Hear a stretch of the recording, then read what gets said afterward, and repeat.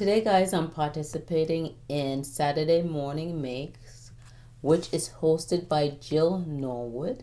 So hop on over to her YouTube channel to check her out. Anyone could participate that have their marvelous creation that would like to share with others. All you have to do is attach hashtag satmornmakes to your videos. So today I'm going to share with you what I created for my Saturday morning makes. So if you're interested in seeing that, please do stick around. For those of you who are new to my channel, my name is Claudette with Miss Puff Creative Corner. So a couple little supplies that I'm going to share with you that I use is this is from the Greenwood, and this is some dies, and you could cut out little frames with these. This particular die is called crimp frame dies, and it's interesting because it doesn't have the name listed on top of the package. So you get 3 pieces that comes with this, and they also have that in the slim line dies. I'm also using, once again, my Jar of Love stamp set, which is by Stampin' Up, with its coordinating die set, and this is retired. But this is just a great set for any occasion, and spring is coming around, so it's perfect for that. So I wanted to share with you guys, I did some crocheting. I have not did crochet in a minute. I want to say, maybe I want to think that maybe I was a teenager. I can't even remember the last time I did crocheting. I do more knitting here in my adult life. So with this, I found a tutorial from Christina Crochet and how to create these 5 petal flowers. And she used yellow and white, and I thought that was so beautiful.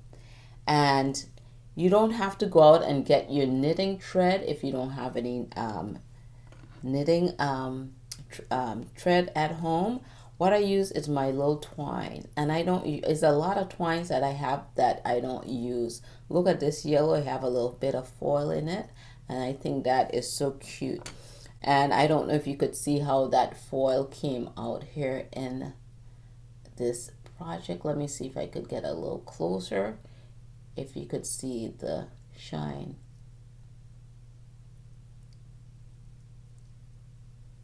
And I think I did an okay job. But go ahead and check out Christina Crochet if you're interested in seeing how those were created. It took a while. Every time I did it, I had to rewind her video to get the pattern. And of course, you could write it down, but it's nice just to do it along with her. So I created a couple of those. Next, I created this card right here. And as you can see, I have a little bit of crochet flowers on here. And this style right here was from Christina Crochet's pattern that I followed along with. And this is another technique, and this is a 5 petal flower too as well, and this was by Jana Martinez. So I just added some pearls to that, glue that on. I stamped up the mason jar, stamped up some stems with the leaves. I add a little firefly here to the top.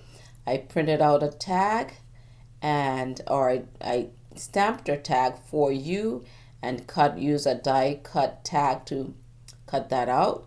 Add a little twine, and it's that beige twine to go with the color tag, as well as the printed paper I have here in the back. And now that printed paper is by Stampin' Up, and they have this slew of textured printed paper that I just love. And so let's see if I turn it this way if you could see those. Let me just zoom in a little bit. And so you could get, this is called In Good Taste 12 by 12, and you could get, let's see, 24 sheets of those, but it's all different looking textures here that you get. Wood textures, fabric textures. Is just a nice print. And so this print is like a knitted print. So I also took colored right here the water, and I use my alcohol marker by Stampin' Up, and that's in Pool Party. I add some Wink of Stellar to that to give it a little shine. I add Wink of Stellar right here too, and I add some Wink of Stellar to my Firefly. I add 3 pearls here. I give a little bit of brown, a dark brown splatter with one of my markers, just to close in some of that white space. So I don't know if you could see that and see the firefly that he's sparkly, and just see the background printed paper in the back. So I tried using the 4 stitching technique, and I got that technique from Anna Wright, and she used the tracing wheel that you use like in sewing.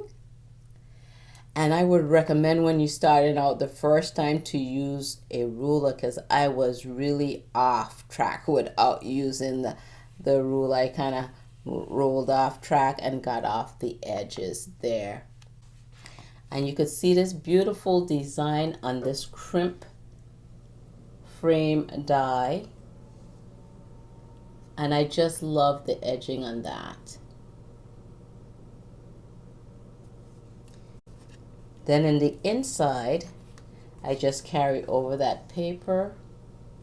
I did the 4 stitching too along the edges, and it's hard to see because they have that pattern. And then I just add a little simple flower here that I die cut, stamped and die cut out. So those are my projects. Let me zoom back out. And it's so amazing how you could step your card up a notch by just adding some crochet work to it. And if you enjoy doing this, it's not like work. And the recipient, it depends on who you give it to, but you're going to give it to someone who someone who appreciate handmade cards or handmade items. And you could see the workmanship that goes into this kind of stuff. So I hope you guys got creative value from today's video. Go ahead, if you're new to my channel, you like this kind of video, go ahead and hit that subscribe button as well as the bell icon so you can be notified when I upload my latest video. And if you like what you see, go ahead and give me a thumbs up. So thank you guys for tuning in. Jump on over, check out Jill Norwood's channel. This is Claudette. I'll catch you guys on my next video.